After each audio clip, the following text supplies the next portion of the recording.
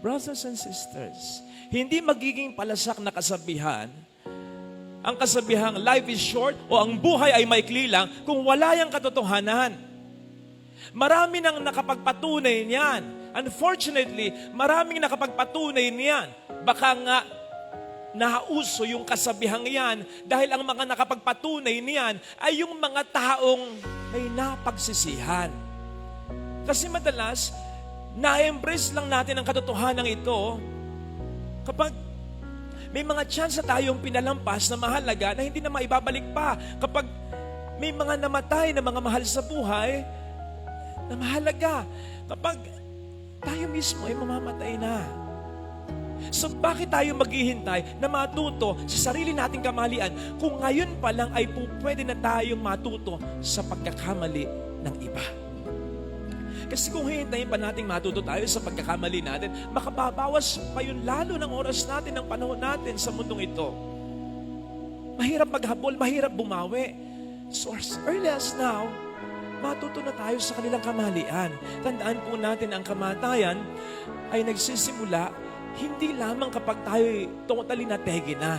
Ang kamatayan ay nagsisimula sa bawat buwan, sa bawat araw, sa bawat minuto, sa bawat segundo na pinipili nating yakapin sa buhay ang mga walang kwentang bagay. Yung pagka-gadget mo, na inaabot ka ng kung ilang oras, yung pakikipag-chismisan mo, yung pagtingin mo sa buhay ng ibang tao, maiinggit ka lang dyan. Mabubuwisit ka lang sa mga nakikita mong mga videos na yan. Magkakasala ka lang diyan. Bakit mo sasayangin sa pagkikimkim ng galit, sa hindi pagkibo sa mahal mo, sa pagtatrabaho at pagninegosyo na mapapabayaan mo na ang pamilya mo? Sa pagkakasala. Hindi po tayo nilikha ng Diyos para sa mga bagay na ito. Kaya sigurado ko na magiging malungkot tayo ang pagkamatay natin kung makakamatay natin ang lahat na ito. Tama, wala tayong choice kung kailan tayo mamamatay. Pero meron tayong choice kung paano natin gusto mamatay. I mean, kung gusto mong maging masaya o malungkot ba? Kung gusto mong maging fulfilled o unfulfilled ba? Kung gusto mong mamatay ng sulit na ang buhay mo o kulang na kulang pa, bitin na bitin ka pa. May choice tayo dyan. At yan ay madedetermine kung paano natin isinasabuhay ngayon pa lang ang ating buhay. Kaya ngayon pa lang kapatid, piliin mo na kung sino ang gusto mong maging sa buhay mo. I mean, yung pasok sa talento mo, yung talagang ikaliligaya mo. Piliin mo na kung saan mo talaga gustong mapunta. Yung paroroonan ng buhay mo at hindi yung umaayon ka lang sa gusto ng ibang tao, sa agos ng mundo. At maaring hindi mo mapili yung reaksyon mo sa isang bagay na nangyari sa iyo. Nasaktan ka, nagkamali ka, nagkasala ka. Natural malulungkot ka. Natural ma-frustrate ka, madidisappoint ka. Initial reaction yon. Pero piliin mo ang magiging disposition mo pagkatapos no. Sapagkat yung initial reaction, wala kang magagawa doon. Pero yung pipiliin mo o magpapaalipin ka sa isang sitwasyon pagkatapos ng choice mo na yon. Habang maaga, choose what is right for our life. Every day, we choose to live and not to die sa bawat moment ng ating buhay.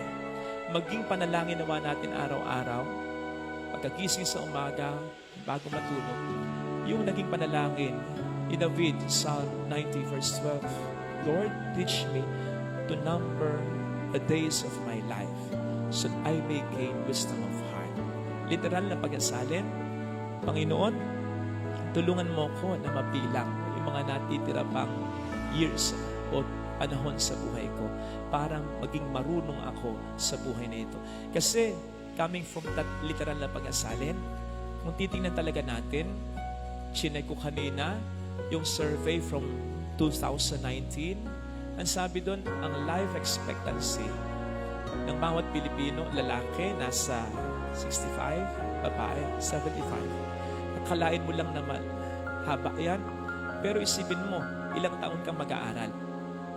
Ilang taon kang subsob sa negosyo, sa trabaho para makaipon kahit pa paano.